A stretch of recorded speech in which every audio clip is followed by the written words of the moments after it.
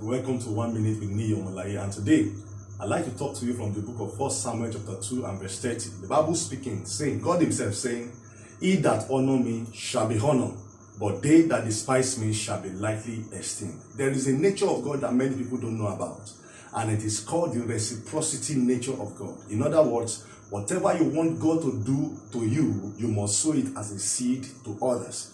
No wonder the Bible speaking is saying, Matthew chapter 5 verse 7, "Blessed are the merciful, for they shall obtain mercy." So whatever you need God to do for you, you must in turn sow it as a seed unto others. For example, if you want to receive good things from God in form of financial progress or whatever, you need to also give. Is a natural law which cannot be overruled. So today I challenge you, do unto others what you want to see God do in your life, and your life will never remain the same again. I see you again.